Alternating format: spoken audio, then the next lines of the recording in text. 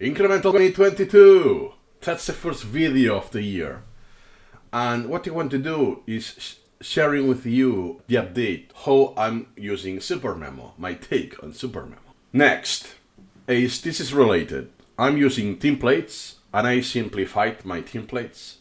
And I'm using conventions on everything, including templates. And I do text-only items. So all of these are very synergetic. Let me start with templates. Here it is. I'm still using, or try to use, the minimum template principle. Now you see that I have more templates. That is first because I merge collections, so therefore I would have more. Those are dummy. That is article auto hotkey. That is just for applying a specific CSS styling onto the documentation. Same for Cambridge, Python, and so on. Research, it's just a color to mean that it's not friendly. Almost not, no, I haven't added any element to this. But look at that. That is different. So here it's just about the picture. That's a new template I did. That's the front or the question time. And strictly speaking, in this case, it's a close deletion. It's not limited to a close deletion. But I don't care about the sentence. I care about what is in the picture. What is that? Oh, it's an outcrop. What happens is that I have one idea of the concept, what an outcrop is. But I see certain pictures that are very different, very distinctive for me. So what I want to look for is look at that. That also maps to the concept of outcrop, even if it looks very different. And this one in Poland, this one in Germany because it's volcanic, and in India. And so you can see that, especially this one, for me that's a different concept. So I'm doing those cards using this template with the goal of making a generalization of what an outcrop is and how can it be manifested on nature. And another thing is when I have labels. In this case it's phonetic, you just have the position. So it will be the same as having the labels here, and you just make an image occlusion of the label. Here you have the numbers, and you ask for the number. In this case it's 7. What it is? 7. Oh, that's palatal. And this is what it's the oldest I had. Look at that. September 26, 2020. That is 1 month, 6 weeks in this collection. Almost a year. I had only this item using this template. Oh, look at the priority. It was the first one already. Wow. I think that will be useful because in this case is what optical illusion is illustrated in the picture, right? So that's one example that I had one template only for one item. This doesn't violate the minimum template principle. Because my intention was to actually use it.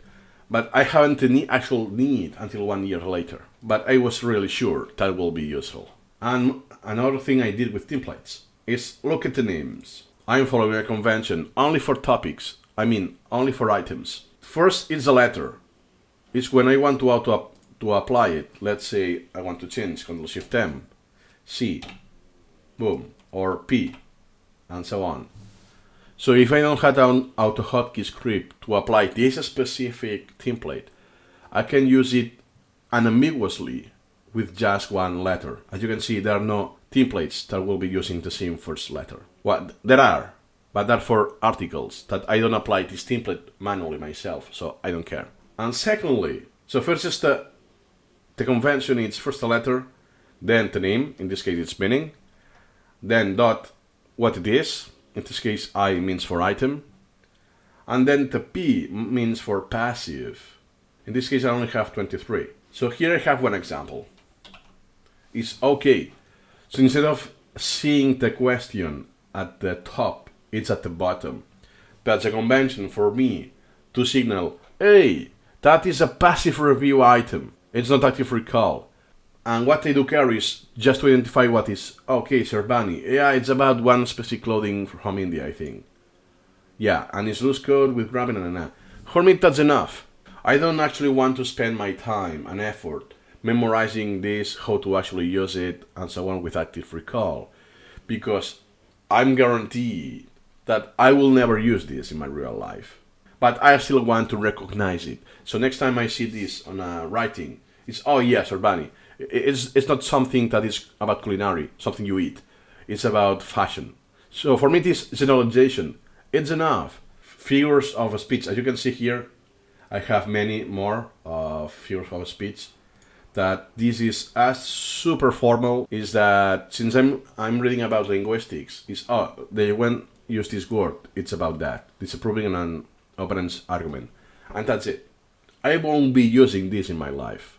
Now, what I decided is that in order to quickly filter those, I have a template for them. Okay, second thing about templates is that now are very simple. So all of my templates, grammar, look at the background, black, item, it's almost the same black, nice. Spelling, black again. Sentence, black again.